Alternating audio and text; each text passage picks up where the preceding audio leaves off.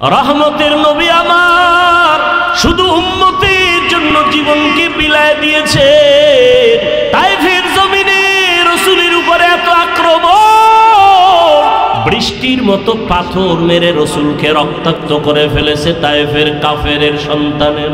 আল্লাহ বরদাস্ত করতে পারেন নাই, বলে জিবরাইল যাও, রাসূলের শরীর মুবারকে মশা মাছি পড়া হারাম, ওই শরীরে পাথরের আঘাত, রক্ত পড়ে জুতা আটকায় গিয়েছে, যাও এখনই তায়েফের জমিন উল্টায় সব ধ্বংস করে দাও। জিবরাইল এসে নবীকে বলেন, ও নবী একটু অর্ডার দেন, তায়েফবাসীকে ধ্বংস করে দেই। নবী বলেন, খবরদার তায়েফের বেঈমানের মারিও না রে জিবরাইল, ওরা আমাকে চিনে না, আমি ইয়াতীম, ওরা আমাকে জানে না আমি কত বড় দিলওয়ালা। দোয়া করি একদিন আমাকে চিনবে, দিনের কাজে ওদের সহযোগিতা পাওয়া যাবে। কাফেরেরা নবীরে মারে, নবী গালি দেয় না, বরং আল্লাহ অর্ডার দেয় মারার জন্য। নবী আবদার করে, মারিয়েন না। ও বরুরার জলমের মুসলমান, দুইটা পা ধরে বলেছি রে যুবক, ও পর্দার আড়ালের মা বোনেরা, ও বৃদ্ধ বাবাজি, ও ব্যবসায়ী বাবারা, কই রাসূলের আদর্শ, কই তোমার আদর্শ? কাফের আল্লাহ কয় মেরে ফেল, নবী বলে মারিও না। আর আজকে মুসলমান হইয়া মুসলমানের বিরুদ্ধে আন্দোলন করো, মুসলমান হইয়া মুসলমানের বিরুদ্ধে ষড়যন্ত্র করো, এটা রাসূলের ইশক মোহাব্বত যার আছে সে কখনো করতে পারে না। মুরব্বী ওলামায়ে কেরামের অন্তরে যদি কষ্ট দিয়া চলো, জীবনটা মরণের আগে ব্যাহত হয়ে যাবে। এই জন্য তিন জায়গায় বেয়াদবি করা যাবে না। ও পর্দার আড়ালের আম্মা জানেরা, বোনেরা, আপনার মতো কত মা কত বোন এই এলাকায় এখনো আছে, নামাজ ছাড়ে না, বেপর্দায় চলে না, সন্তানটাকে আদর্শওয়ালা বানানোর চেষ্টা করে, স্বামীর মাল হেফাজত করে, খেয়ানত করে না, মোবাইলে সময় নষ্ট করে না। ও আম্মা জানেরা, আপনাদের এই সন্তানদের যত বয়ান করলাম, এই বয়ানগুলো কাজে লাগানোর জন্য আপনাদের মেহনত আর দোয়া লাগবে, কারণ আপনাদের দোয়া ছাড়া সন্তানের জীবনে সফলতা আসবে না। মা বাবার চোখের পানি আর দোয়া সন্তানের সফলতার চাবি। মা বাবার চোখের পানি আর দোয়া না থাকলে আমি এই চেয়ারে বসতে পারতাম না। মা বাবার চোখের পানি দোয়া না থাকলে তুমিও লেখাপড়ায় ভালো নাম্বার পাইতা না, চাকরি করতে পারতা না, তোমার বাড়ি গাড়িও হতো না, সম্মানের চেয়ারও পাইতা না। ওই মা বাবার দোয়া নাও। ও পর্দার আড়ালের আম্মা জানেরা, আপনার মতো কত মা কত বোন পর্দা করে, স্বামীর মাল হেফাজত করে, নামাজ পড়ে, আপনারা কেন পারবেন না? আপনাদের এত সম্মান আল্লাহ দান করেছেন, আপনারা নবীদের মায়ের মতো দামি মা, সাহাবায়ে কেরামদের মায়ের মতো দামি মা, খাদিজা রাদিয়াল্লাহু আনহার মতো দামি নারী, আপনারা তো আয়েশা রাদিয়াল্লাহু আনহার মতো দামি নারী, আপনারা তো ফাতেমা রাদিয়াল্লাহু আনহার মতো দামি নারী, আপনারা তো ইসমাইল নবীর মা হাজেরা আলাইহা সালামের মতো দামি নারী, আপনারা তো ঈসা নবীর মা মারিয়াম আলাইহা সালামের মতো দামি নারী। এই দুনিয়াতে আল্লাহর এক বড় দুশমন ছিল ফেরাউন, জানেননি তার স্ত্রীর নাম কি? আসিয়া। এত বড় বেঈমান ফেরাউনের স্ত্রী আসিয়া, কি আল্লাহকে এতটা আপন করে নিলেন। ফেরাউন এত বড় বেঈমান, অথচ তার ঘরে থেকে আসিয়া আল্লাহকে মোহাব্বতের বন্ধনে নিয়া এমন দামি হয়ে গেলেন। রহমতের নবী বলেন, কিয়ামতের ময়দানে জান্নাতে আসিয়ার সাথে আমি মুহাম্মদের সাথে বিবাহ হয়ে যাবে। ও পর্দার আড়ালের আম্মা জান, এখনো সময় আছে, তওবা করে নেন। দুনিয়াটা কিছুই না, ওই সন্তানটাকে আদর্শওয়ালা মানুষ বানায় যান। ডাক্তার হবে আদর্শওয়ালা, কোরআন পড়নেওয়ালা, নামাজি যখন হবে ডাক্তারি করবে, নামাজ ছাড়বে না, মা বাবার জন্য দোয়া করতে ভুলবে না। ও পর্দার আড়ালের আম্মা জানেরা, এখনো সময় আছে, তওবা করেন। ও বৃদ্ধ বাবাজিরা, সময় আছে, তওবা করে নেন। আপনার মতো কত বুড়ারা মসজিদে গিয়া নামাজ আদায় করে, আপনারা কেন পারবেন না? জীবনে যত নামাজ ছাড়িয়ে দিলেন, বেপরদায় চললেন, আমার আল্লাহ এখনো তওবার দরজা দিয়া ডাকতেছেন। ও আল্লাহর বান্দারা, আজকে আল্লাহর দেওয়া নিয়ামত, পানি, বাতাস, সূর্যের আলো, চাঁদের আলো, সব আল্লাহর দেওয়া নিয়ামত খাইয়া আল্লাহর সাথে নাফরমানি করেন। শাস্তিটা বড় কঠিন, কিন্তু চিন্তা করছেননি যেই শাস্তির ভয়ে রহমতের নবীও কান্না করতেছেন রুমের মধ্যে বসিয়া। আম্মা জান আয়েশা রাদিয়াল্লাহু আনহা রহমতের নবীর কান্না দেখে বলেন, ইয়া রাসূলুল্লাহ, আপনি আমার রুমে বসে কান্না করেন কেন? আমি আয়েশার কোনো বেয়াদবির কারণে নাকি? নবী বলেন, না আয়েশা, তোমার কোনো বেয়াদবি না। নবী বলেন, তো আম্মা জান বলেন, কাদার কারণ কি? রহমতের নবী বলেন, ও আয়েশা, আমার উম্মতের নিয়ে চিন্তা করি, হাসরের ময়দানে আমার উম্মতের উপায় কি হবে? কিয়ামতের ময়দান বড় ভয়ঙ্কর হবে। আম্মা জান বলেন, নবী কেমন ভয়ঙ্কর?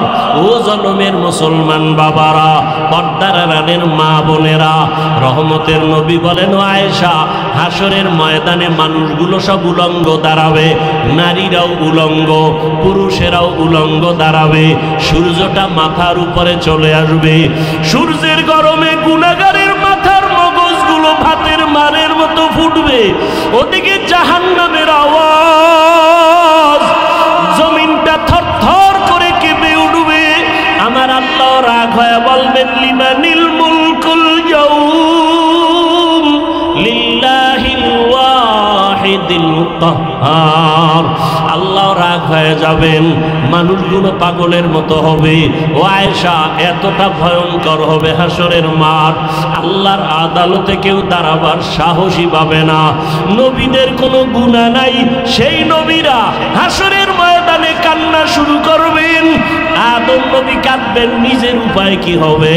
ঈসা নবী কাঁদবেন, কি উপায় হবে? মুসা নবী কান্না করবেন, কি উপায় হবে? ইব্রাহিম নবীও কাঁদবেন, কি উপায় হবে? উম্মতের চিন্তা কেউ করবেন না। রহমতের নবী বলতেছেন, আম্মা জান বলেন, নবী যেই ময়দানে হাসরে নবীরা কাঁদবেন, আপনি রহমতের নবী তখন কি করবেন? আম্মা জানকে নবী বলেন, আয়েশা, তখন আমি উম্মতের জন্য আল্লাহর দরবারে মাকামে মাহমুদে সেজদায় পড়ে কান্না শুরু করব। মুসা নবী নিজেরে নিয়ে কাঁদবেন, ঈসা নবী নিজের কথা বলবেন আর কাঁদবেন, আদম নবী নিজের চিন্তা করবেন আর কাঁদবেন। আর আমি এমন রহমতের নবী, আমি আমার মাওলার দরবারে সেজদায় পড়ে কাঁদব, একবারও আমার চিন্তা করব না। আমি বারবার আমার মালিকের দরবারে কাঁদবো আর বলবো, আল্লাহ আমার উম্মতের বাঁচাও, আমার উম্মতের বাঁচাও, আমার উম্মতের বাঁচাও। আমার কান্না দেখা মাত্র আমার আল্লাহ ঘোষণা দিবেন, নবী আপনি মাথা উঁচু করেন, আপনি কান্না করবেন না, আপনার উম্মতগুলো বাছাই করে আপনি জান্নাতের দিকে নিয়ে যান। আল্লাহ অর্ডার দেওয়া মাত্র আমি আমার উম্মতগুলো ধরে ধরে জান্নাতের পথের দিকে নিব। আম্মা জান আয়েশা রাদিয়াল্লাহু আনহা বলেন, ইয়া রাসূলুল্লাহ, হাসরের মাঠে কোটি কোটি মানুষ, মুসা নবীর উম্মত, ঈসা নবীর উম্মত, আদম নবীর উম্মত, ইব্রাহিম নবীর উম্মত, আপনার উম্মতকে চিনবেন কি করিয়া? রহমতের নবী বলেন, ও আয়েশা, কিয়ামতের ময়দানে আমার উম্মত যারা দুনিয়াতে 5 বেলার নামাজ ওযু বানাইয়া আদায় করেছে, কিয়ামতের ময়দানে ওযুর জায়গাগুলো নূরের আলোতে ঝলমল করতে থাকবে। আমি আমার উম্মতগুলো দেখা দেখা দইরা দইরা নিয়া হাউজে কাউসারের কিনারায় দাঁড় করাইয়া আমি নবী নিজের হাতে আমার উম্মতের এক এক পেয়ালা করে হাউজে কাউসারের পানি দিব। আমার উম্মত পানি পান করবে, এক এক পেয়ালা দিয়া এক এক উম্মতকে বিদায় করব। এক পর্যায়ে হঠাৎ লাইনে আমার উম্মত অনেক দাঁড়ানো থাকবে, মাঝখানে পর্দা পড়ে যাবে। আমি বলবো ফেরেশতারা আমার উম্মতের লাইনে এখনো বাকি, পর্দা ফালাইয়া দিলা কেন? তখন ফেরেশতারা বলবে ইয়া রাসূলুল্লাহ, এরা আপনার আসল উম্মত না, এরা দুনিয়াতে আপনি চলিয়া যাওয়ার পরে আপনার সুন্নতের জবাই করেছে, ওলামায়ে কেরামের বয়ান শুনে নাই, দাড়ি রাখার বয়ান শুনিয়াও রাখে নাই, নামাজ পড়ে নাই, পর্দা করে নাই, হালাল ব্যবসা করে নাই, জুলুম করিয়া গুনাহ করিয়া জীবন নষ্ট করে ফেলেছে। আল্লাহর নবী বলেন আয়েশা, তখন আমি আমার ওই 2 নাম্বার গুনাহগার উম্মতদের ধমক দিয়া আমি বলবো সোহকান সোহকা লিমান গাইয়ারা মিন বাদি, আমার সুন্নতের যারা জবাই করছো, আমার দাঁত ভাঙ্গা দিন যারা হেফাজতের চেষ্টা করো নাই, নামাজ পড়ো নাই, তোমরা আমার উম্মত না। সাথে সাথে গাইবি আওয়াজ আসতে থাকবে, এদেরকে জাহান্নামের শিকল লাগাইয়া ধর। ওয়াসিকাল্লাযীনা কাফারু ইলা জাহান্নামা যুমারা হাত্তা ইযা জাউহা ফুতিহাত আবওয়াবুহা ওয়া ক্বাল। জাহান্নামের আগুন কত ভয়ঙ্কর, সূর্যের গরম সহ্য করতে পারো না রে বাবা, একটা পেটের বাড়ি সহ্য করা যায় না। কিয়ামতের ময়দানে সূর্য মাথার উপরে যখন আসবে কেমন করে সহ্য করবারে যুবক? পায়ে হাত রেখে বলি এখনো তওবা করে নাও।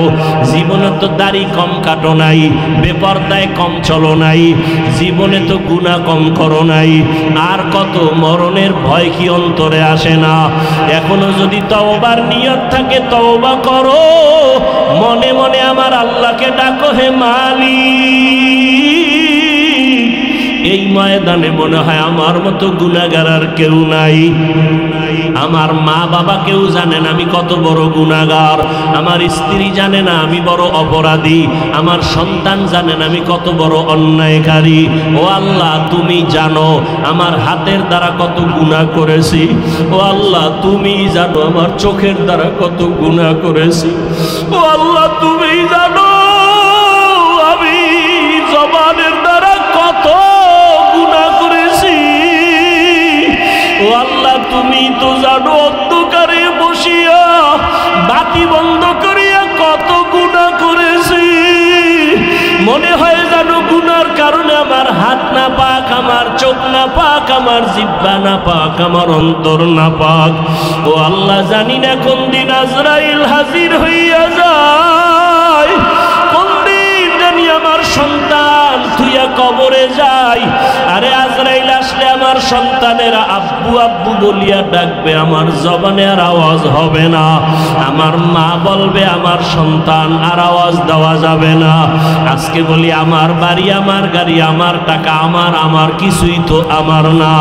সাদা কাপড়ে প্যাকেট বানাইয়া ওই বাগানে রাখিয়া সবাই চলিয়া যাবে। আজকে আমার ডাইনে বামে সামনে পেছনে কত ভক্ত, কত বন্ধু। মরণটা যখন হবে কেউ নাই, কেউ নাই, কেউ নাই। অন্ধকার আর অন্ধকার আর অন্ধকার। ও আল্লাহ, তুমি ছাড়া আমার কেউ থাকবে না, তোমাকে না নিয়ে আর কবরে যাব না। ও আল্লাহ, শয়তানের ধোকায় পড়ে বহু অন্যায় করেছি, আজকে তওবা করে নিলাম, আর গুনাহ করব না, নামাজ ছাড়ব না, বেপরদায় চলব না, দাড়ি কাটবো না, মা বাবার সাথে বেয়াদবি করব না, ওলামায়ে কেরামের দোয়া নিয়া নবীজির আদর্শ মতো চলবো, শিক্ষকের দোয়া নিয়ে চলবো, মুরব্বীদের দোয়া নিয়ে চলবো, মা বাবার দোয়া নিয়ে চলবো। ও আল্লাহর বান্দারা, জানি নাই ময়দানে কারা ইয়াতীম, কোন বান্দা এখানে আসো বাবা নাই, কে জানি আসো মাও নাই। ওরে যার বাবা নাই তার দোয়ার দরওয়াজা একটা বন্ধ, যার মা নাই তার দোয়ার দরওয়াজা দুটোটাই বন্ধ। ওই মা বাবার জন্য দোয়া করো, চোখের পানি ছাড়ো। কান্না যদি না আসে কান্নাওয়ালার কাছে গিয়ে দোয়া চাও, কান্নাওয়ালার দোয়া খালি ফেরত যাবে না। ও আমার যুবক বাবারা, মায়েরে কত কষ্ট দিয়েছো, আজকে কত মানুষ মোনাজাতে কান্না করে, তোমার চোখে কেন পানি নাই? গুনার কারণে বুঝি আল্লাহ বেজার হয়ে গেল। তাড়াতাড়ি বাসায় যাইয়া মায়ের থেকে ক্ষমা নাও। মা যদি বাঁচিয়া থাকে ঘরে গিয়া বলবা, মা জীবনে কত বেয়াদবি করেছি, আজকে বোধহয় তুমি আমার উপরে রাগ করে আসো, এ কারণে ময়দানে চোখে পানি আসলো না। মা আমি তওবা করে আসছি, আর বেয়াদবি করব না। তুমি আমাকে মাথায় হাত দিয়া দোয়া করে দাও। যদি মাকে বলতে পারো দেখবা মায়ের চোখে পানি চলে আসবে। মা ডাক দিয়া বলবে, আরশে আজিমের মালিক, আমার কলিজার সন্তানটাকে তুমি মাফ করে দাও। আমি মা দোয়া করি, ওকে কবুল করে নাও। মায়ের দোয়া বাবার দোয়া ছাড়া কোনোদিন সফলতা আসবে না। যার বাবা নাই সে জানে বাবা কত বড় মাথার উপরে ছায়া ছিল। যার মা নাই তাকে জিজ্ঞাসা করো মা কত বড় রত্ন। ওই মায়ের যারা কষ্ট দিয়ে কাঁদাইছো, কপাল পুড়িয়ে গেছি। ওই বাবার সাথে যারা বেয়াদবি করেছো, কপাল বুঝি পুড়িয়ে গেছে। এখনো সময় আছে, তওবা করে নাও। মনে মনে আল্লাহরে বলো, আল্লাহ আর গুনাহ করব না, বেয়াদবি করব না, নামাজ ছাড়ব না, দাড়ি কাটবো না, বেপরদায় চলবো না। মা বাবার দোয়া নিয়া, শিক্ষকের দোয়া নিয়া, ওলামায়ে কেরামের দোয়া নিয়ে নবীর আদর্শ মেনে চলবো। আল্লাহ সবাইকে তওবাওয়ালা জীবন দান করেন। আপনাদের কালেমা আমার কালেমা, আমার আপনার ধর্ম। দুনিয়াতে আসছি সিস্টেম। শুধু জলম এলাকার মানুষ আসার সময় দুনিয়াতে লঙ্গি পরে আসছিল, সবার সিস্টেম এক। বিদায়বেলা কাফন হবে কয়টা? কাফন হবে পুরুষের 3টা, মহিলাদের 5 কাফন। কালার হবে আলাদা। বলেন, আমি বক্তা হিসেবে আমার কাফন একটা বাড়বে। গরিব রিক্সা ড্রাইভার মরে গেলে একটা কাফন কম, তাহলে কাফনের সংখ্যাও এক, কালার আলাদা। আমাদের কওমিওয়ালাদের কাফনের কালার একরকম, যারা কওমিতে নাই তাদের কালার আর এক রকম। কালার কি? কি কালার? জোরে বলেন। সবার কালারও এক, তো কালার নিয়েও ঝগড়া চলে না? চলে না। সবার কাফনের কালার এক। কবরের সাইজ আলাদা না? কবরের সাইজও এক। কবরে চাপা দেওয়ার পরে প্রশ্ন হবে কয়টা? আমার প্রশ্ন একরকম, আপনারটা আর এক রকম না? সব এক। রবের পরিচয় দাও, ধর্মের পরিচয় দাও, রহমাতুল্লিল আলামিনের পরিচয়। তাহলে আপনার আমার আল্লাহ এক, নবী এক, কোরআন এক, কাবা এক, ধর্ম এক, কালেমা এক, ইসলাম এক, নবী এক, আশা এক, বিদায় বেলা এক, কাফন এক, কালার এক, কবর এক, প্রশ্ন এক। দ্বন্দ্ব কেন? দ্বন্দ্ব কেন? একমাত্র কারণ আল্লাহর ভয় নাই, জান্নাতে যাওয়ার চিন্তা নেই। জান্নাতে যাওয়ার যদি চিন্তা থাকে, সে অন্যের সাথে যাই করুক, অন্তত কালেমাওয়ালা মুসলমানকে হিংসা করে দূরে সরাবে না। রসুলের দিল কত বড়, আপনার দিল ছোট কেন? আপনি রসুলের বড় আসে। হ্যাঁ, রসুলের কাছে কাফের আসতো না? আসতো না? নবীজির কাছে মুশরিক আসতো কি আসতো না? অগ্নি পূজারী, মূর্তি পূজারী রসুলের কাছে আসতেন না? আসতো না? রসুল কি লাথি মেরে তাড়ায় দিছেন? গালি দিছেন? তাহলে আপনি কি মনে করেন? আপনার বাড়িতে যদি মনে করেন কোনো হিন্দুও আসে, রসুলের আদর্শ কি? একটু পানি দিয়া মেহমানদারি করাও, তোমার এই আদবের মেহমানদারিতে ও মুগ্ধ হয়ে যেন কালেমার দিকে আগায় যায়। আপনার আচরণটাতে এমন হওয়া উচিত। আপনি তাড়ায়া দেন কেন? লাথি মারা সহজ, বুকে টেনে আলিঙ্গন করা বড় কঠিন। বুকে টেনে আলিঙ্গন করার মতো এই বুকটা বানাইতে হলে রসুলের আদর্শ লাগবে। রসুলের আদর্শ না থাকলে দিল বড় হবে না। আপনি তাড়ায় দিবেন কেন? একটা লোক নামাজ পড়ে না, রোজা রাখে না, আপনি হিংসা করে তাড়ানো কোনো ইসলামে অনুমতি নাই। আপনি নামাজি, তাকওয়াওয়ালা, ভয় লাগে আপনার আগে ওই বেনামাজি। তো এত অহংকারী ভাব কেন?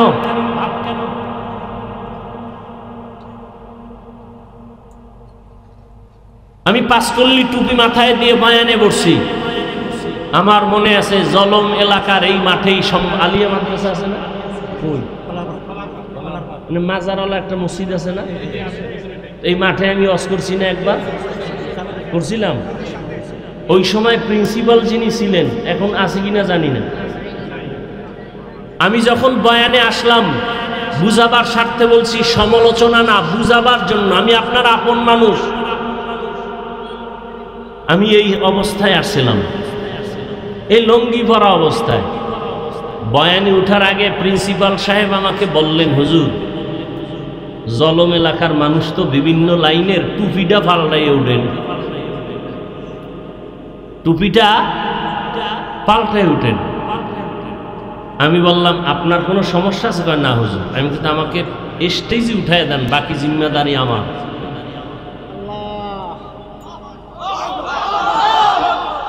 হুজুর বললেন ঠিক আছে।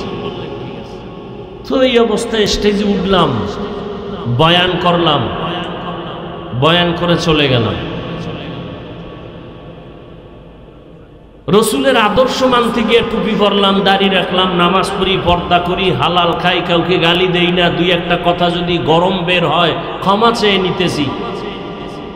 এরপরও কেন আমাকে দূরে ঠেলে দিবেন? কারণ কি? বরুড়া এলাকায় বয়ান করতেছিলাম, একজনের নারায় রিসালাত বলে একটা স্লোগান দিছিলেন।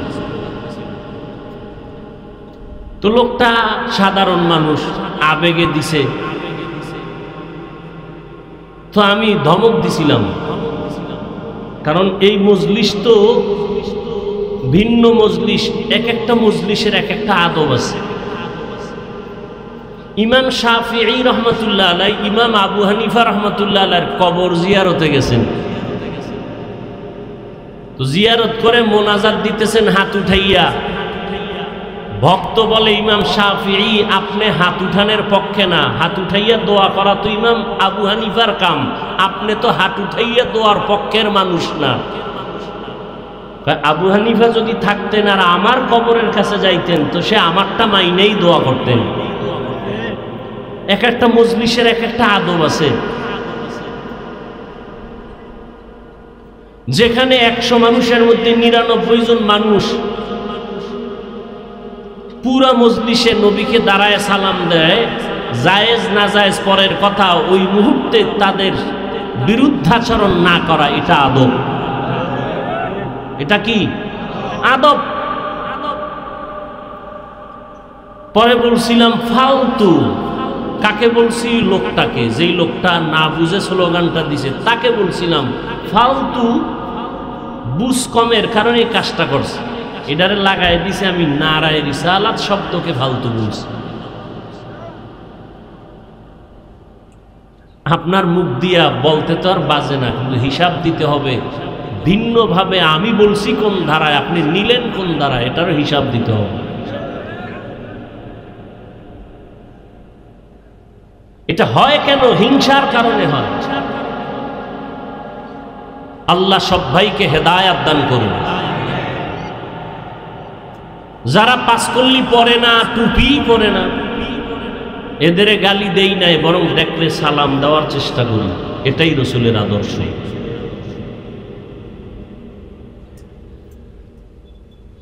আল্লাহ এই মজলিসকে কবুল করেন। শেষ দোয়া করে যাবেন না তার আগেই যাবেন? আল্লাহ সবাইকে কবুল করেন। তো আল্লাহ চাইলে কি হয়? সব।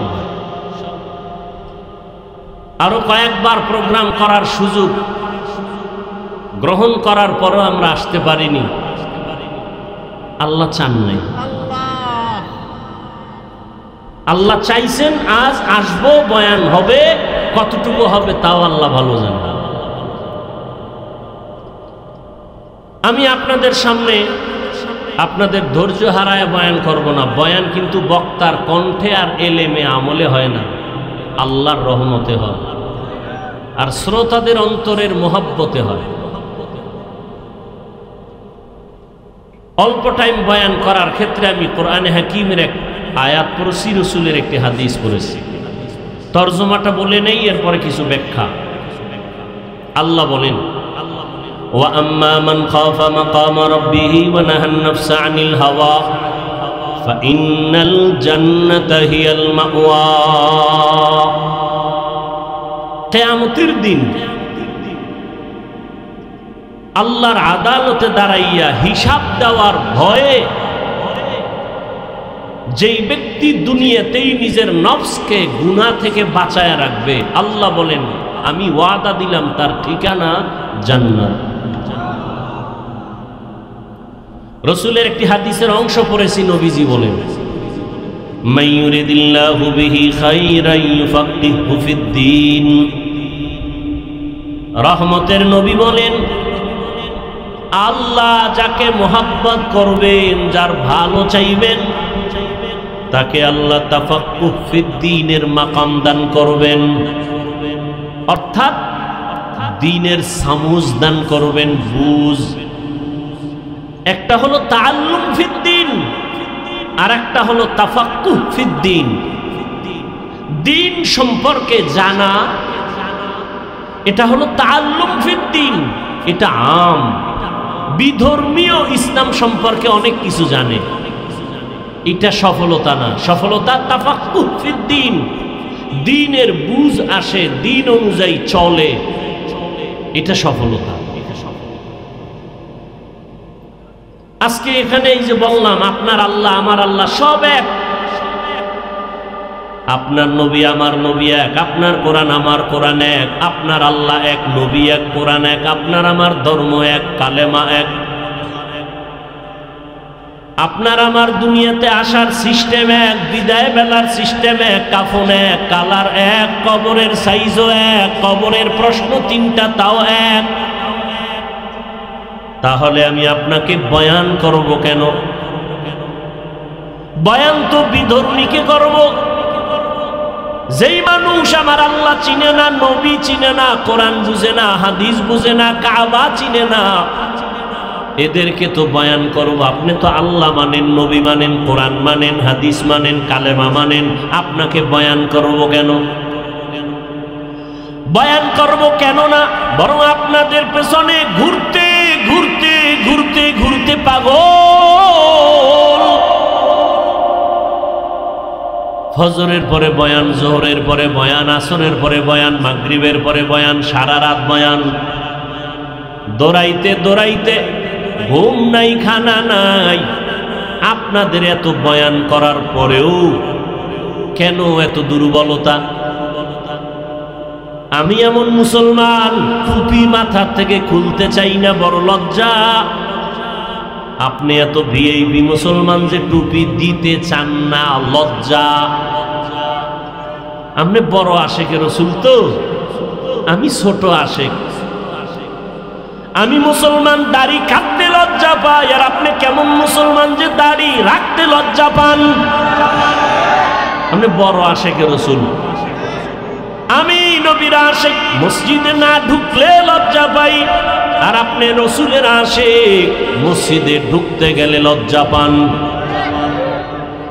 আমি পর্দা না করলে লজ্জা পাই, আর আপনি পর্দা করতে গেলে লজ্জা পান।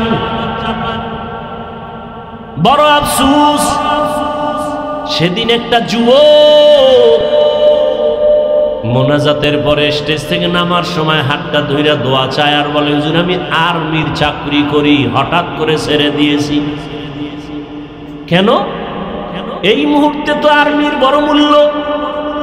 আমাকে বারবার টর্চার করা হয় মানসিকভাবে, দাড়ি কেটে ফেল। আমি রসুলের মোহাব্বতে চাকরি ছেড়ে দিয়েছি, চাকরি চলে যাবে, দাড়ি কাটবো না। ও মুমিন বাবারা, আপনার ইমান আমার ইমান। একজন মুমিন কয় আমি মরিয়া যাব, চাকরি যাবে, নামাজ ছাড়ব না। আর একজন ইমানওয়ালা কয় আমার নামাজ যায় যাক, চাকরি ছাড়ব না। মুমিনে মুমিনে ব্যবধান আছে না নাই? বড় কঠিন জিনিস। কিন্তু একজনে বলে পর্দা লঙ্ঘন হয়, আমি এখানে কাজ করব না। আর একজনে বলে পর্দা করার দরকার নাই, আমার চাকরি ঠিক রাখবো। সেও মুসলমান। সবকিছুর মূলে বুঝের অভাব। কিসের অভাব? আমার বুঝ টুপি মাথায় দিলেই শান্তি আর সম্মান, আপনার বুঝ হলো টুপি না দিলে সম্মান। বুঝটা যেদিন ঠিক হয়ে যাবে সেদিন আপনার গালেও দাড়ি উঠবে, জেনারেল লাইনে থাকলেও আর দাড়ি ছাড়বেন না, কারণ আপনার বুঝ ঠিক হয়ে গেছে। বুঝটা ঠিক করার জন্যই উলামায়ে কেরামের বয়ান। রহমতের নবী জীবন ভর কষ্ট করেছেন, মানুষকে দ্বীনের দিকে ডাকছেন। সারা দুনিয়ার সমস্ত মুমিন মুসলমান নবী রসুল যত কষ্ট করেছেন এর থেকে কোটি গুণ কষ্ট রসুল করেছেন একা।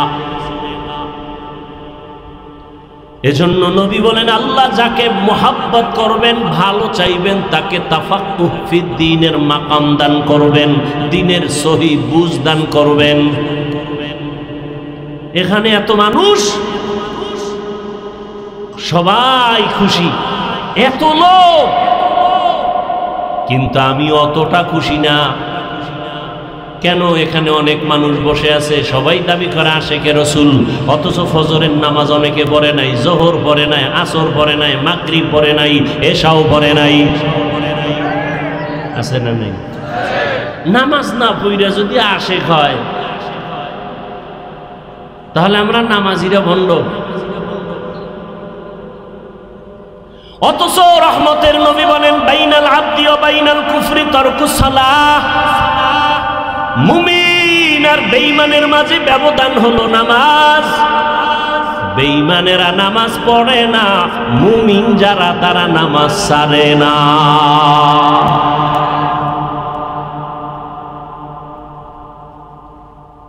আফসোস, আসলে ইসলাম মুসলমান দাবি করি, ইসলাম কি জিনিস চিনি না, রসুলকে চিনি না। ওয়াজকুরনির ঘটনাই বয়ান হয়, কিন্তু ওয়াজকুরনির ইশক অন্তরে নাই।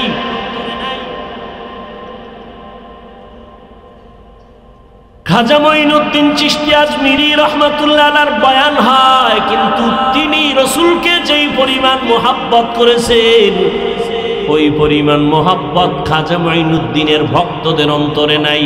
দাবি করে ভক্ত। আমি সারা বাংলাদেশে বলি, যারা শাহজালালের ভক্ত দাবি করো,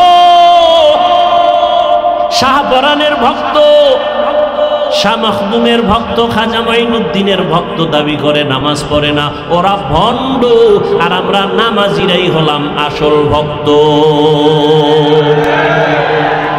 তুকু যাও সুন্নতে আহমদ কুজা বা মোহাম্মদ কৈবুয়দ নিসবত তোরা কারে শয়তা নিকুনি নামত বলি গরলি নস্ত নানত বরওয়ালি মান আহাব্বা সুন্নতি কৌলে রসুল মজদায়ে কানা মাই হাম কুন কবুল।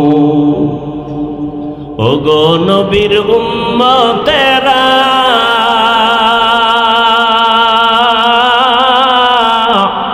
হয়ে আজি দিশাহারা, কোরআন হাদিসের চলো যখন যাহা চায় মনে,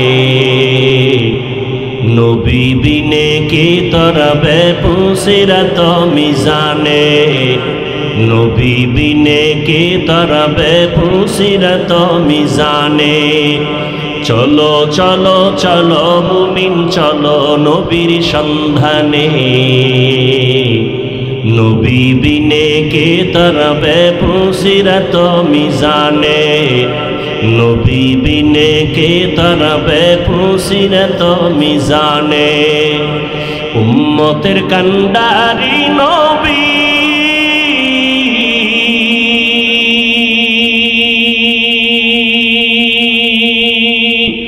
কাঁদছেন উম্মতের লাগি, এখনো কাঁদেন নবীজি শুয়ে মদিনার পানে। নবী বিনে কে তরবে পুসিরত মিজানে, নবী বিনে কে তরবে পুসিরত মিজানে। চলো চলো চলো মুমিন চলো নবীর সন্ধানে, নবী বিনে কে তরবে পুসিরত মিজানে, নবী বিনে কে তরবে পুসিরত মিজানে। আপনাদের খারাপ লাগে? নবী আমার জীবন ভরে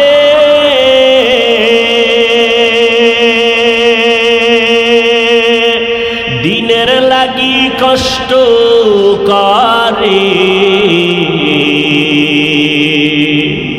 দান দান শহীদ করিলেন উহুদেরই ময়দানে।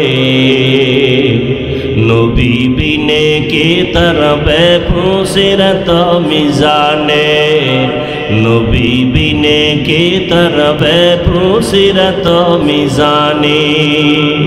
নবীর মায়া নাই কি তোমার,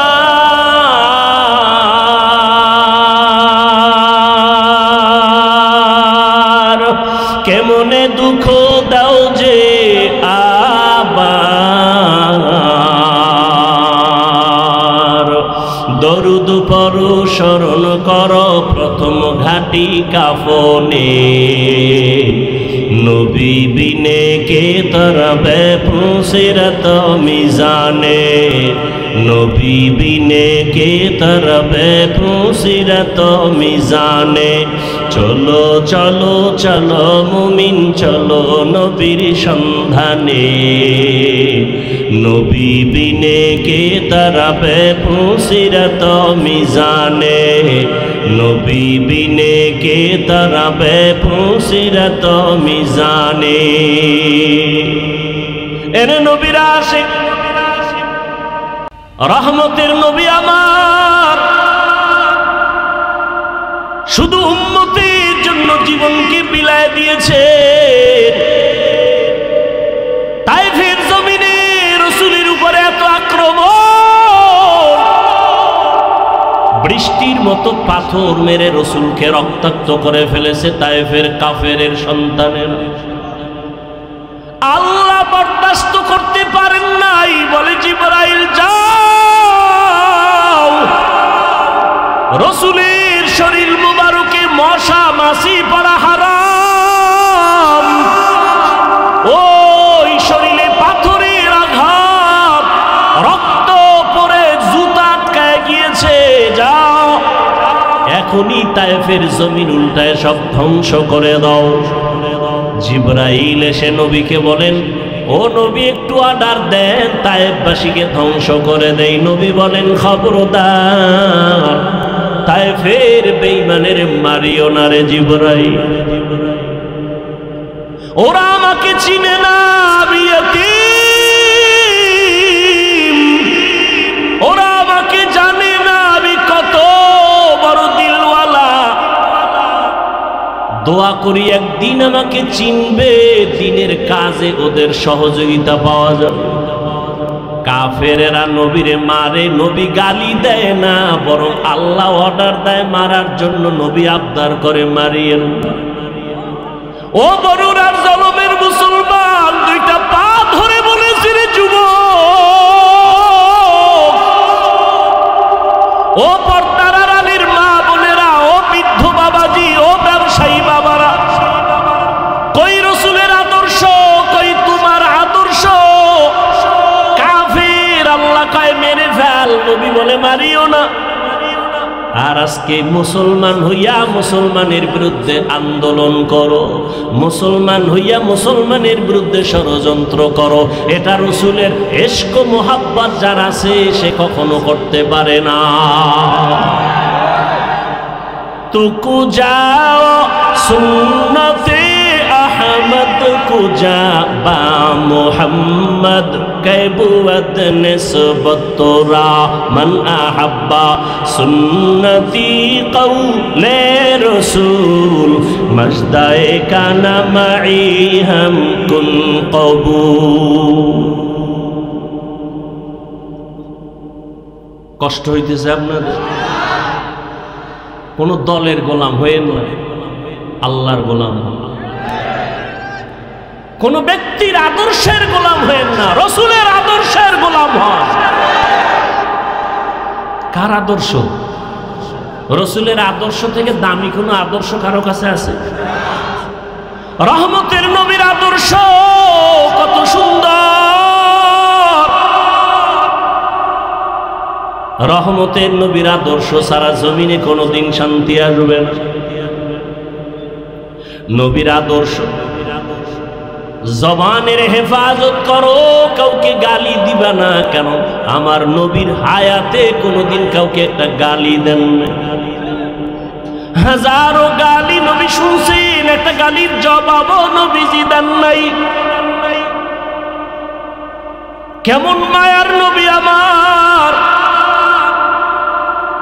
রহমতের নবী দুটো চোখ মোবারক গরম করে কারো দিকে রাগে তাকান নাই। কারণ রহমতের নবী যদি চোখ গরম করে তাকায়, লোকটা জাগায় আগুনের মতো পুড়িয়া ছাই হয়ে যাবে। রসুলের চোখের পাওয়ারের অ্যাকশন এত বেশি। নবী গালি দিবেন দূরের কথা, গালির জবাবও দুই চোখ দিয়ে কোনো দিকে তাকায় গরম ভাবে তাকান নাই। যদি তাকায় সে পুড়িয়া যাবে। ও ভাই, চোখ কান খোলা, আপনাদের দেশের পরিস্থিতি, দুনিয়ার পরিস্থিতি সব দেখতেছেন। আজকে সব বিধর্মী একদিকে যাচ্ছে, মুসলমানদের উপরে নিষ্পেষণ, অত্যাচার, জুলুম। এ জমিন থেকে শুধু টার্গেট মুসলমানকে ধ্বংস করা। ফিলিস্তিনের জমিনে মুসলমানের অপরাধ কি? আসামের মুসলমানের কি অপরাধ? কাশ্মীরের মুসলমানের কি অন্যায়? কোনো অপরাধ নেই। সব বিধর্মী এক হয়েছে। ওদের বাহাদুরি টিকাইয়া রাখার জন্য ইসলাম বাধা।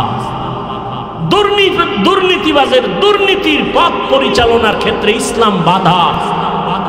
চোরের জন্য চুরির পথে ইসলাম বাধা।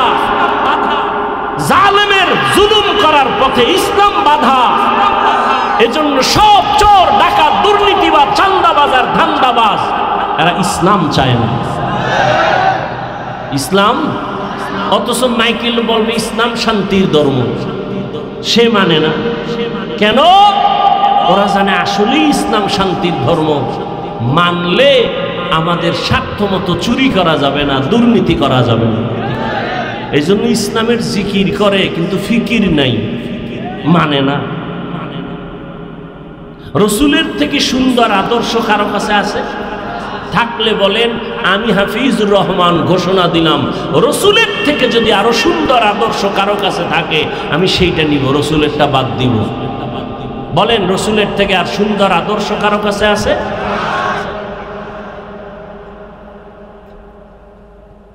আল্লাহ হেদায়াত দান করুন। পৃথিবীতে একজন রাষ্ট্র পরিচালনাকারী রাজনীতিবিদ, নেতা, আপনারা অনেকেই তার নাম জানেন, বাদশাহ হারুন রশিদ। জানেননি তার নাম? তিনি একদিকে রাষ্ট্র পরিচালনা করেন, রাজনীতিবিদ, নেতা, অন্যদিকে আল্লাহ পাকের প্রিয় এক বুজুর্গ, আল্লাহর ওলি, গোলাম। মুসলমানের ইতিহাস তো এমনই।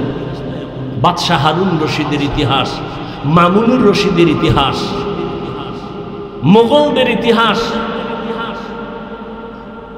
এরা একদিকে দেশ চালান, অপরদিকে রাতের বেলা তাহাজ্জুদে আল্লাহর কাছে সেজদায় পড়ে কাজে। এই জন্য তারা শান্তি কি জিনিস দেখায় গেছেন এ জাতিকে।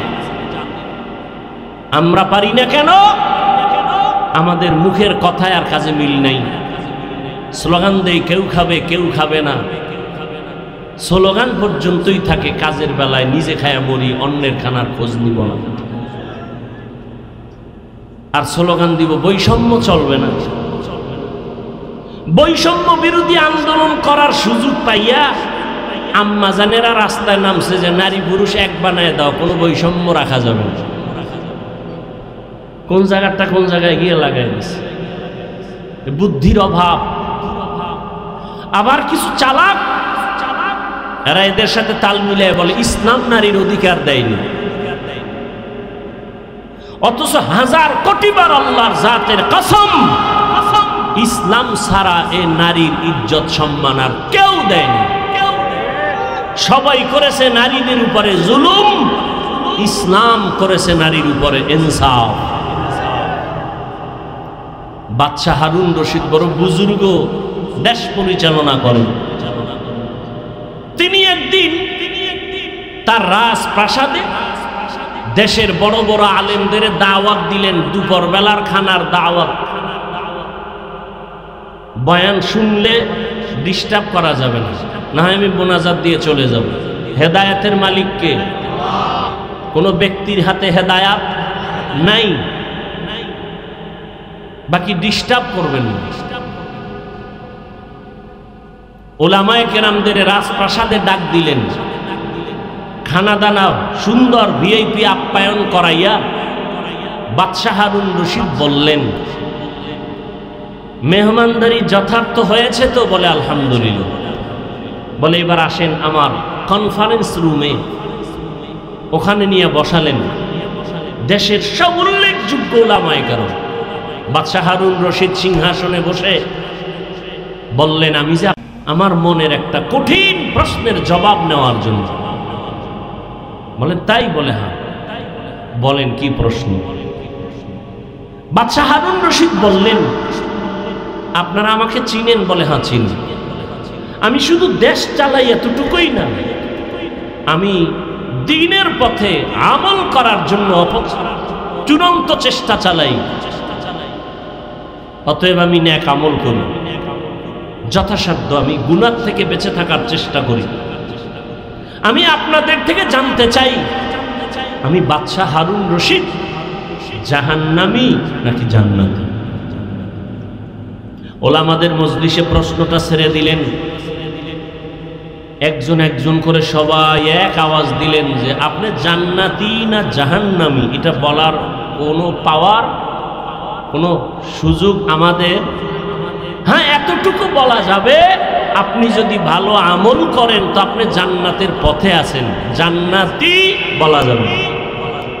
আপনি যদি অপরাধমূলক অন্যায় কাজে জড়িত থাকেন আপনাকে বলা যেতে পারে আপনি জাহান্নামের পথে আছেন, জাহান্নামী বলা যাবে। বাদশাহ হারুন রশিদ মজাক করলেন, আমাকে যদি আপনারা একটা সাইড করে দিতেই না পারেন তা আপনাদের খাওয়াইয়া লাভ হইল? এত বড় মেহমানদারি করাইলাম, কি লাভ হলো? নিরাশ হয়ে গেলেন বাদশাহ হারুন রশিদ। ঠিক আছে আপনারা যান, দেখি জবাব কোনোদিন পাই কিনা। ওলামায়ে কেরাম সঠিক কথা বললেও মনের মধ্যে একটু দুঃখ, বাদশাহ মনকে খুশি করতে পারলাম না। নিরাশ হয়ে উলামায়ে কেরামও যাবেন। ঠিক এমন সময় ওই মজলিসের পেছনে একটা 9 বছরের বালক দাঁড়ায় গেল। দাঁড়ায় বললেন, বেয়াদবি ক্ষমা চাই।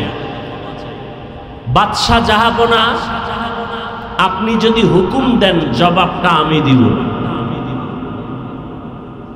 কয় তাদের মতো না আলাদা? বলে আলাদা দিব।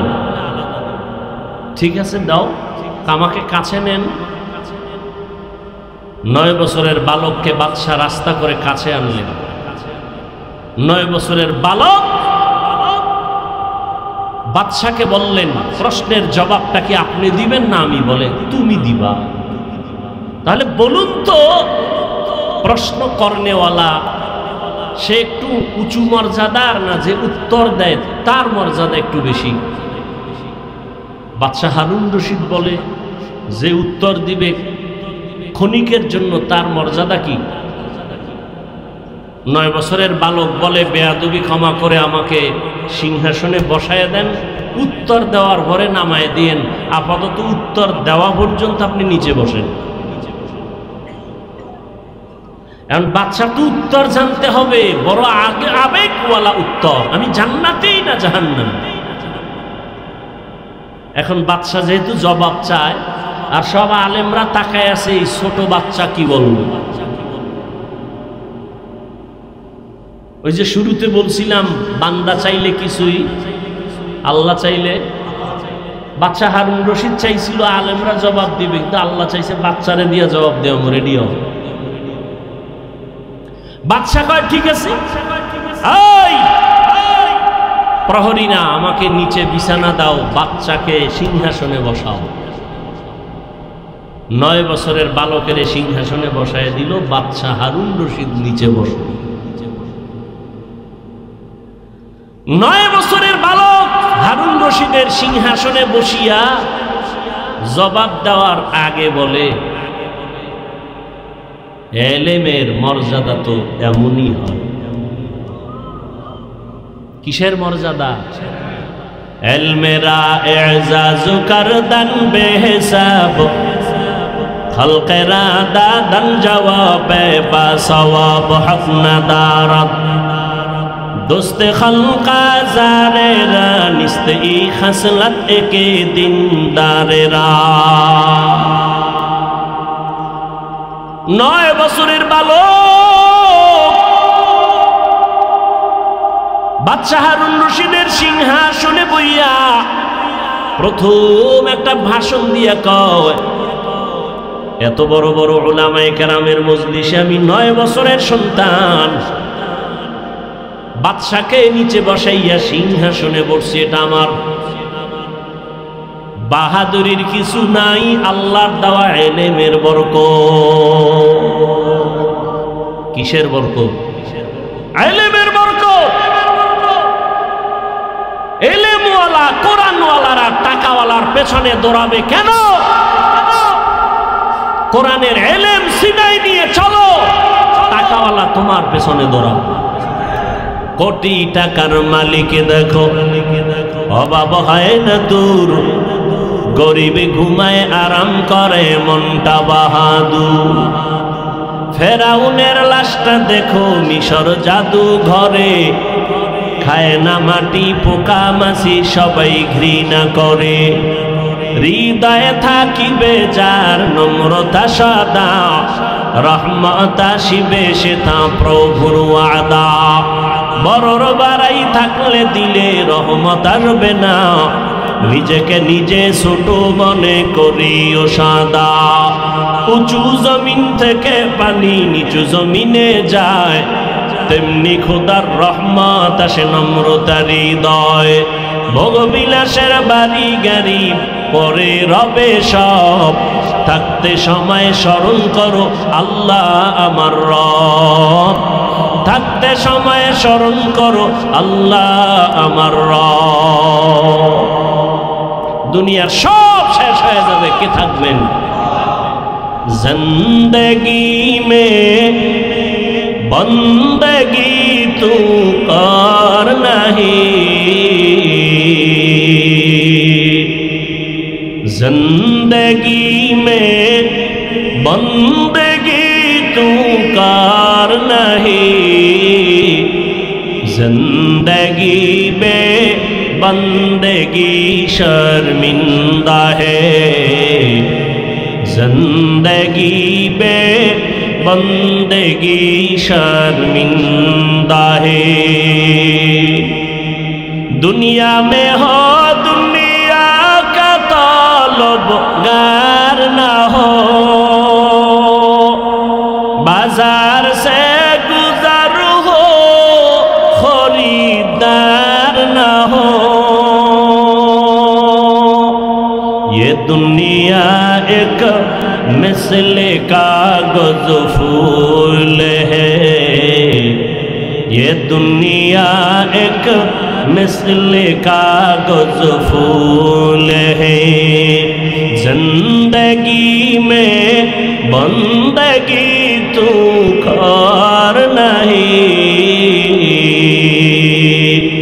जिंदगी में बंदगी शर्मिंदा है, जिंदगी में बंदगी शर्मिंदा है, जिंदगी में बंदगी कुन बंदगी, बंदगी बे जिंदगी शर्मिंदगी।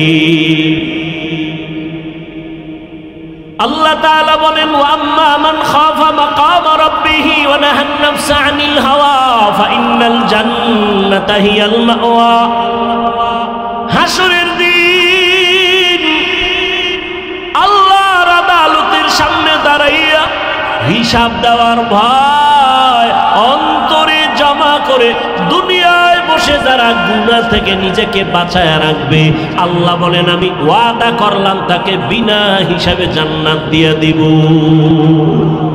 আতিনা ফি দারে দুনিয়া না হাসান, আতিনা ফি দারে উকবা না হাসান, ইয়া গিয়াসাল মুস্তাগীসিন হদিনা নফতিখারা বিল উলুমে ওয়াল গিনা। কার ভয়? আল্লাহর ভয়। 9 বছরের বালক সিংহাসনে বসিয়া বলে ইলমের মর্যাদা তো এমনই হয়। ওলামায়ে কেরাম তাকায় আছে, আমরা জবাব দিতে পারলাম না, 9 বছরের বালক কি জবাব দিবে? 9 বছরের বালক ডেকে বলে বাদশাহ আপনার প্রশ্নটা আবার রিপিট করেন। বাদশাহ হারুন রশিদ বলে আমাকে বলে দাও আমি জান্নাতি নাকি জাহান্নামী। সব আলেমরা বলেছিল জান্নাতি বা জাহান্নামী নিশ্চিত বলা যাবে না। 9 বছরের বালক বাদশাকে জবাব দিয়া বলে আমি নিশ্চিত বলে দিলাম, আপনার কাছে আমার জানার একটা বিষয় বলেন। কি? বলে আপনার জীবনে এমন কোন ঘটনা ঘটছে কিনা? বলে কি ঘটনা?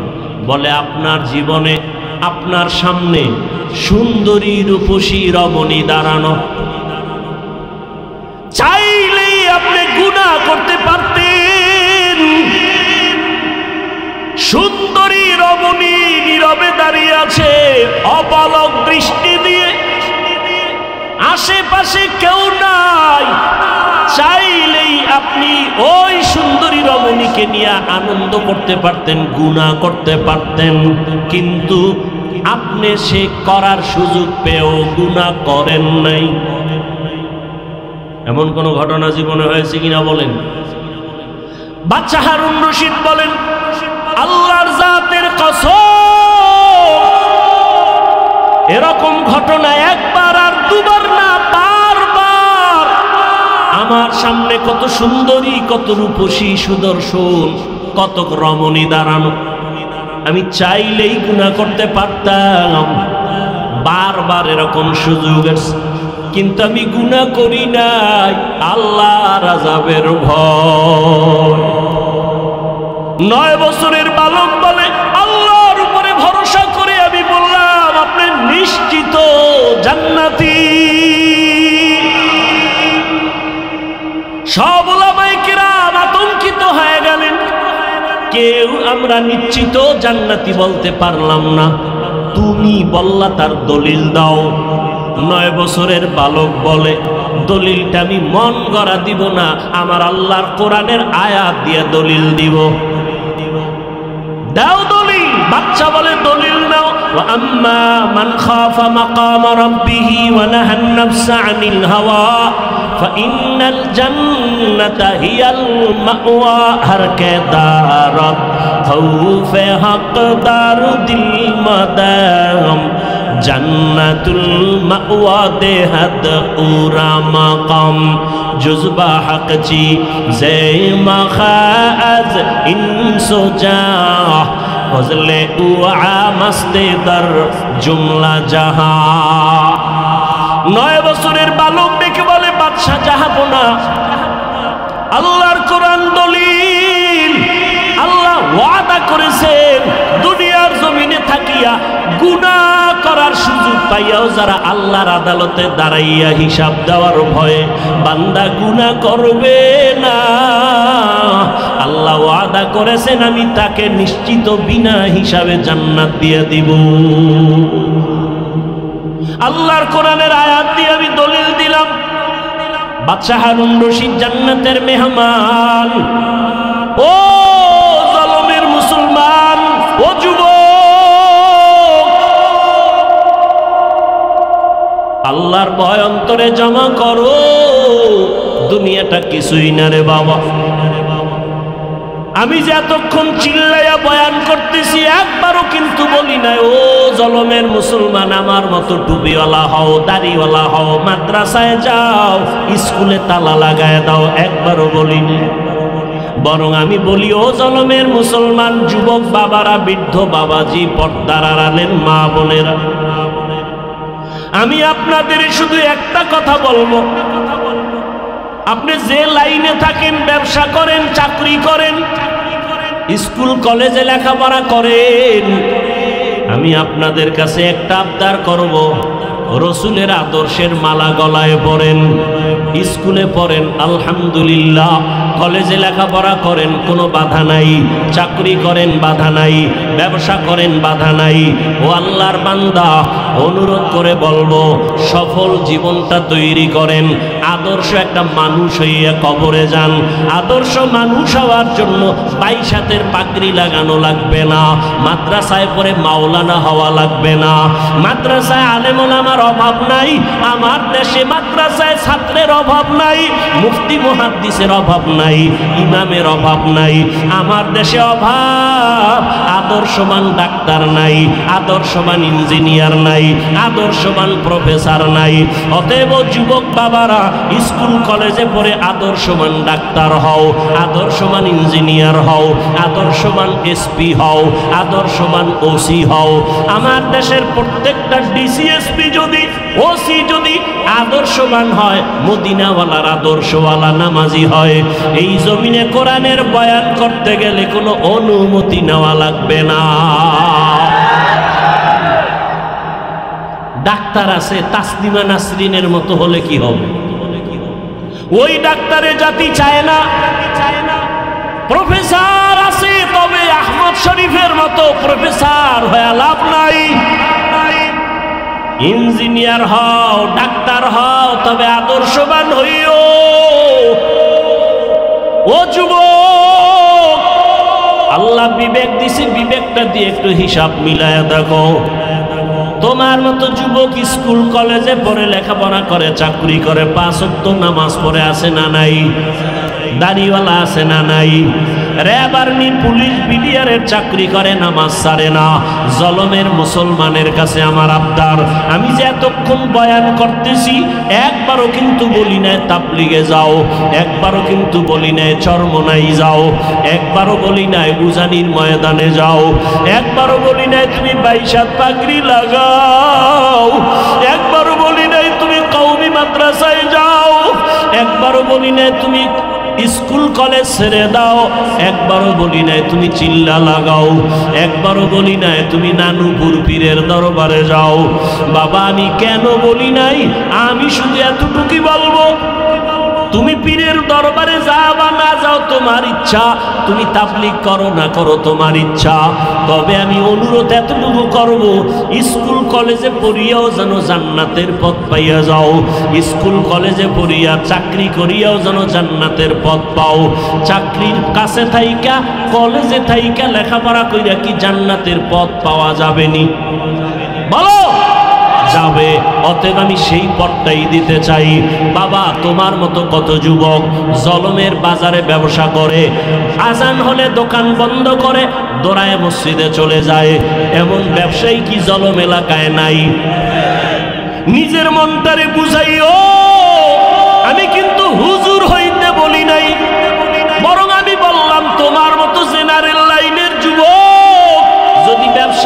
নামাজ পড়ে, বলো তোমার পায়ে হাত রাইখা বলি, বলো তুমি কেন নামাজ পড়তে পারো না? তোমার মতো বাংলা লাইনের মানুষটা ময়দানে কৃষিকাজ করিয়াও যদি নামাজ পড়ে, বলো বাবা তুমি কেন নামাজ পড়তে পারবা না?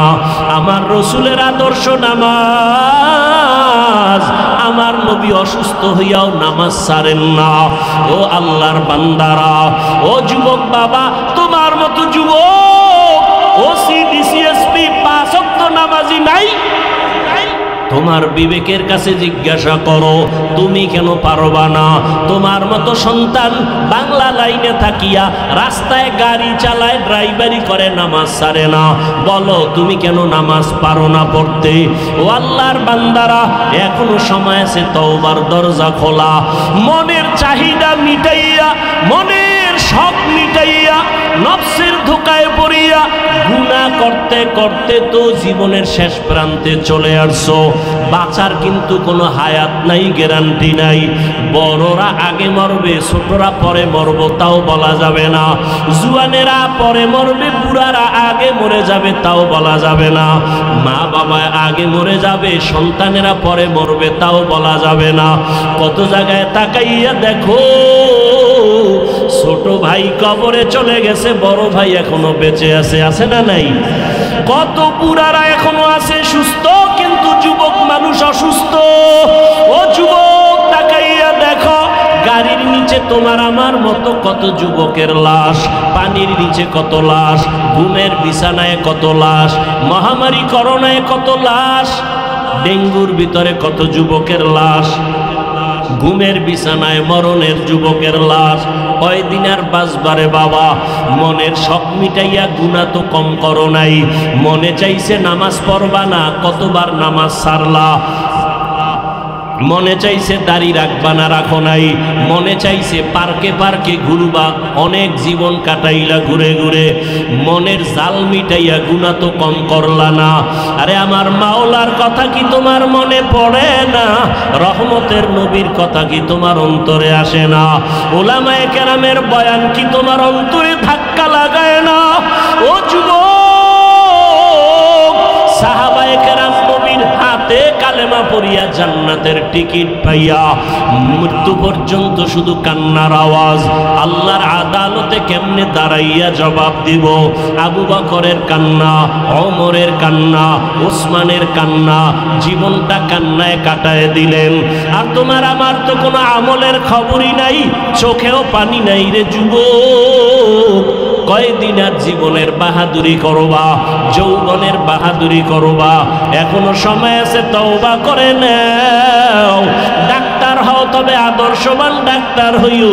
ইঞ্জিনিয়ার হলে আদর্শবান ইঞ্জিনিয়ার হইও। বলবা হাফিজ ভাই, আদর্শবান ডাক্তার হওয়ার জন্য কি করতে হবে?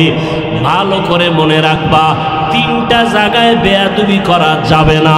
যদি করো তো জীবনে ডাক্তার হতে পারবা, আদর্শবান হতে পারবা না। ইঞ্জিনিয়ার হতে পারবা, আদর্শবান হতে পারবা না। 1 নাম্বার জায়গা, মা বাবার সাথে বেয়াদবি করা যাবে না। দ্বিতীয়, মুরব্বী উলামায়ে কেরামের সাথে বেয়াদবি করা যাবে না। আর একটা হলো তোমার শিক্ষকের সাথে বেয়াদবি করা যাবে না। এই 3 জায়গায় যদি বেয়াদবি করো, আল্লাহর কসম আদর্শবান হতে পারবা না, সম্মান জীবনে আসবে না, বরং মরণের আগে তোমার পতন শুরু হয়ে যাবে। মা বাবার সাথে যদি বেয়াদবি করো, মরার আগেই তোর বিছানায় পড়ে পঙ্গু হয়ে যাবি।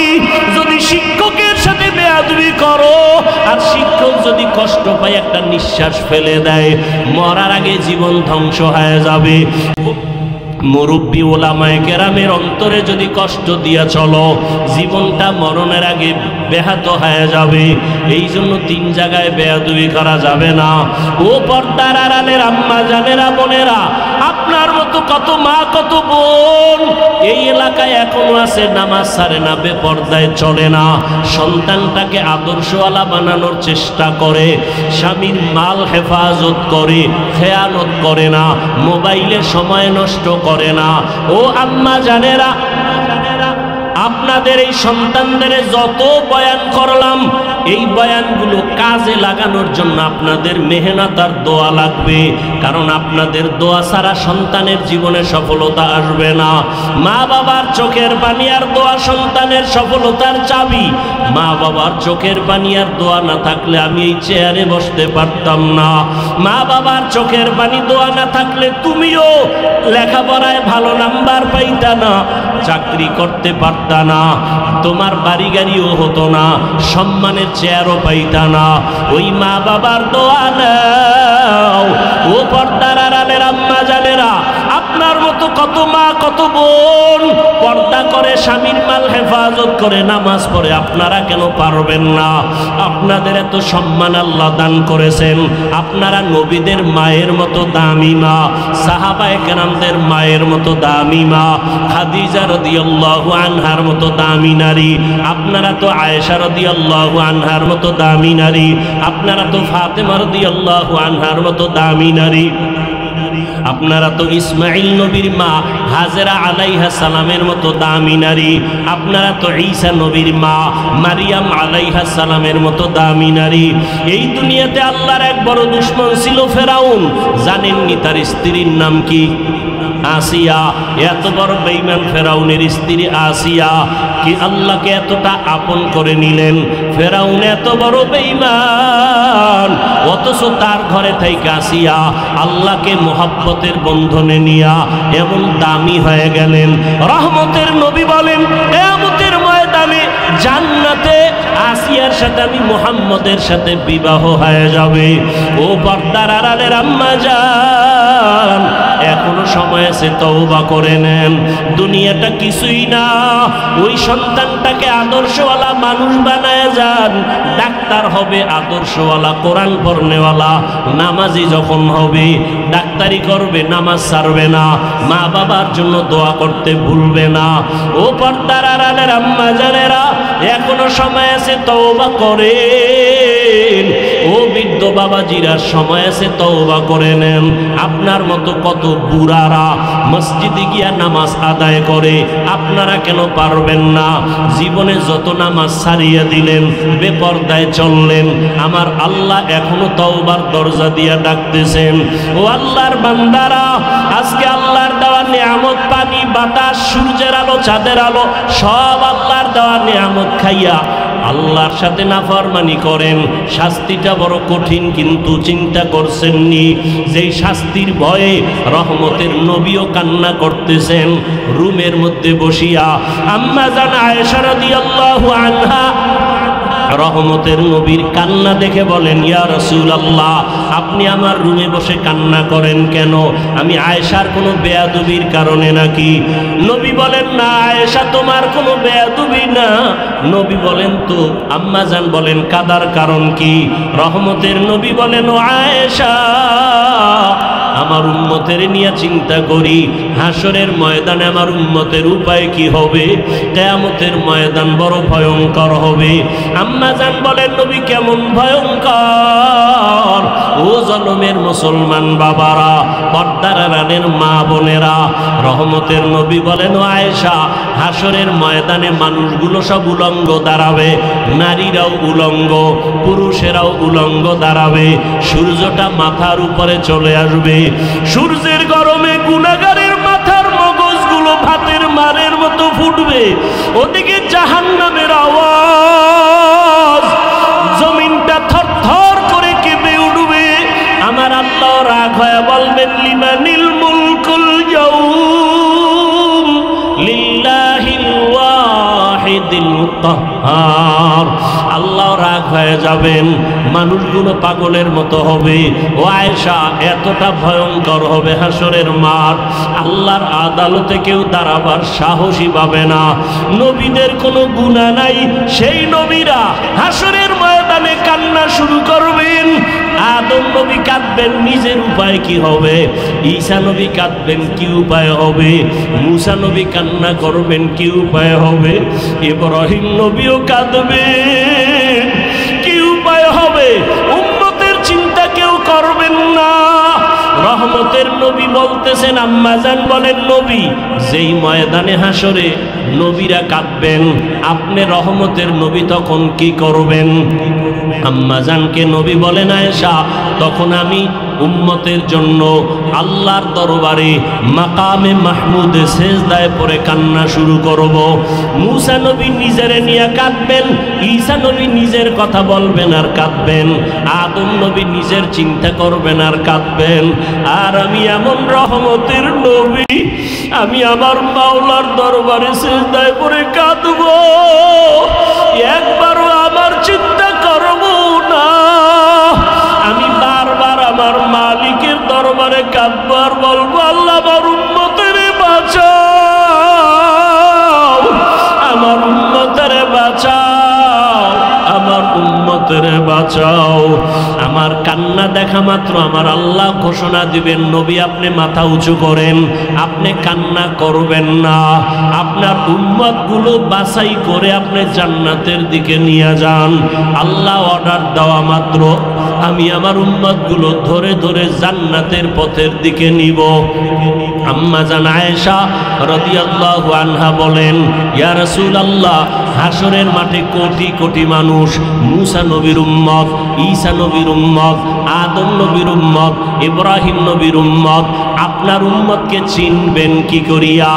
রহমতের নবী বলেন, ও আয়েশা, কিয়ামতের ময়দানে আমার উম্মত যারা দুনিয়াতে 5 বেলার নামাজ ওযু বানাইয়া আদায় করেছে, কিয়ামতের ময়দানে ওযুর জায়গাগুলো নূরের আলোতে ঝলমল করতে থাকবে। আমি আমার উম্মতগুলো দেখা দেখা দইরা দইরা নিয়া হাউজে কাউসারের কিনারায় দাঁড় করাইয়া আমি নবী নিজের হাতে আমার উম্মতের এক এক পেয়ালা করে হাউজে কাউসারের পানি দিব। আমার উম্মত পানি পান করবে, এক এক পেয়ালা দিয়া এক এক উম্মতকে বিদায় করব। এক পর্যায়ে হঠাৎ লাইনে আমার উম্মত অনেক দাঁড়ানো থাকবে, মাঝখানে পর্দা পড়ে যাবে। আমি বলবো, ফেরেশতারা আমার উম্মতের লাইনে এখনো বাকি, পর্দা ফালাইয়া দিলা কেন? তখন ফেরেশতারা বলবে, ইয়া রাসূলুল্লাহ, এরা আপনার আসল উম্মত না, এরা দুনিয়াতে আপনি চলিয়া যাওয়ার পরে আপনার সুন্নতের জবাই করেছে, উলামায়ে কেরামের বয়ান শুনে নাই, দাড়ি রাখার বয়ান শুনিয়াও রাখে নাই, নামাজ পড়ে নাই, পর্দা করে নাই, হালাল ব্যবসা করে নাই, জুলুম করিয়া গুনাহ করিয়া জীবন নষ্ট করে ফেলেছে। আল্লাহর নবী বলেন, আয়েশা তখন আমি আমার ওই 2 নাম্বার গুনাহগার উম্মতদের ধমক দিয়া আমি বলবো, সোহকান সোহকা লিমান গাইয়ারা মিন বাদি, আমার সুন্নতের যারা জবাই করছো, আমার দাঁত ভাঙ্গা দিন যারা হেফাজতের চেষ্টা করো নাই, নামাজ পড়ো নাই, তোমরা আমার উম্মত না। সাথে সাথে গাইবি আওয়াজ আসতে থাকবে, এদেরকে জাহান্নামের শিকল লাগাইয়া ধর। ওয়াসিকাল্লাযীনা কাফারু ইলা জাহান্নামা যুমারা হাত্তা ইযা জাউহা ফুতিহাত আবওয়াবুহা ওয়া ক্বাল। জাহান্নামের আগুন কত ভয়ঙ্কর, সূর্যের গরম সহ্য করতে পারো না রে বাবা, একটা বেতের বাড়ি সহ্য করা যায় না। কিয়ামতের ময়দানে সূর্য মাথার উপরে যখন আসবে, কেমন করে সহ্য করবারে যুবক? পায়ে হাত রেখে বলি, এখনো তওবা করে নাও। জীবনে তো দাড়ি কম কাটো নাই, বেপরদায় কম চলো নাই, জীবনে তো গুনাহ কম করো নাই, আর কত মরণের ভয় কি অন্তরে আসে না? এখনো যদি তওবার নিয়ত থাকে তওবা করো, মনে মনে আমার আল্লাহকে ডাকো, হে মালিক। এই ময়দানে মনে হয় আমার মতো গুনাহগার আর কেউ নাই।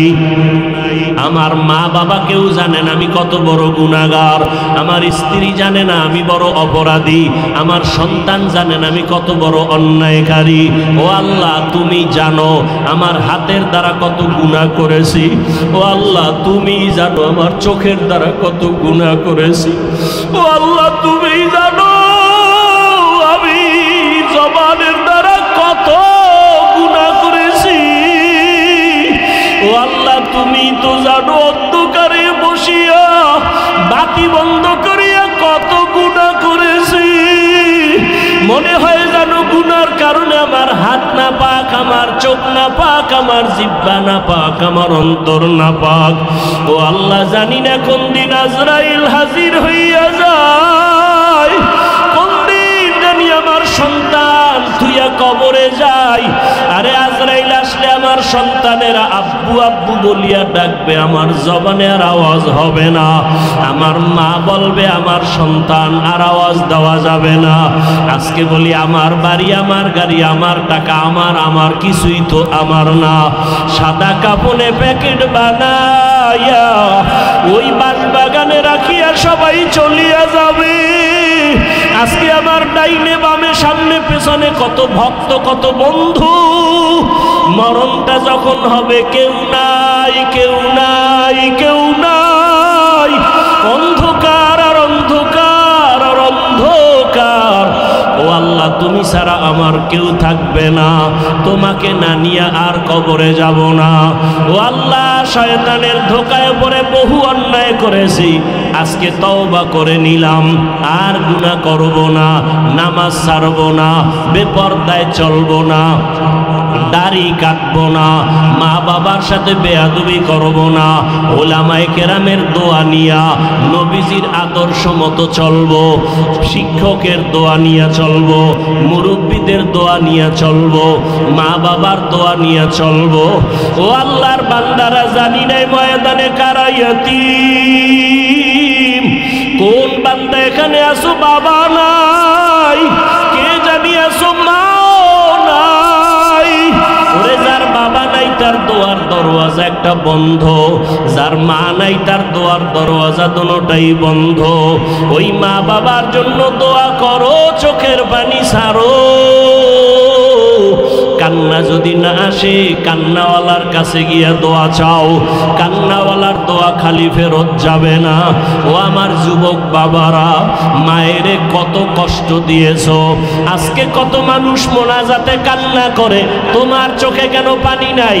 গুনার কারণে বুঝি আল্লাহ বেজার হয়ে গেল। তাড়াতাড়ি বাসায় যাইয়া মায়ের থেকে ক্ষমা নাও। মা যদি বাঁচিয়া থাকে, ঘরে গিয়া বলবা, মা জীবনে কত বেয়াদবি করেছি, আজকে বোধহয় তুমি আমার উপরে রাগ করে আসো, এ কারণে ময়দানে চোখে পানি আসলো না। মা, আমি তওবা করে আসছি, আর বেয়াদবি করব না। তুমি আমাকে মাথায় হাত দিয়া দোয়া করে দাও। যদি মাকে বলতে পারো, দেখবা মায়ের চোখে পানি চলে আসবে। মা ডাক দিয়া বলবে, আরশে আজিমের মালিক, আমার কলিজার সন্তানটাকে তুমি মাফ করে দাও। আমি মা দোয়া করি, ওকে কবুল করে নাও। মায়ের দোয়া, বাবার দোয়া ছাড়া কোনোদিন সফলতা আসবে না। যার বাবা নাই সে জানে বাবা কত বড় মাথার উপরে ছায়া ছিল। যার মা নাই তাকে জিজ্ঞাসা করো, মা কত বড় রত্ন। ওই মায়ের যারা কষ্ট দিয়ে কাঁদাইছো, ওই বাবার সাথে যারা বেয়াদবি করেছো, কপাল বুঝি পুড়িয়ে গেছে। এখনো সময় আছে, তওবা করে নাও। মনে মনে আল্লাহরে বলো, আল্লাহ আর গুনাহ করব না, বেয়াদবি করব না, নামাজ ছাড়ব না, দাড়ি কাটবো না, বেপরদায় চলবো না। মা বাবার দোয়া নিয়া, শিক্ষকের দোয়া নিয়া, ওলামায়ে কেরামের দোয়া নিয়ে নবীর আদর্শ মেনে চলবো। আল্লাহ সবাইকে তওবাওয়ালা জীবন দান করেন।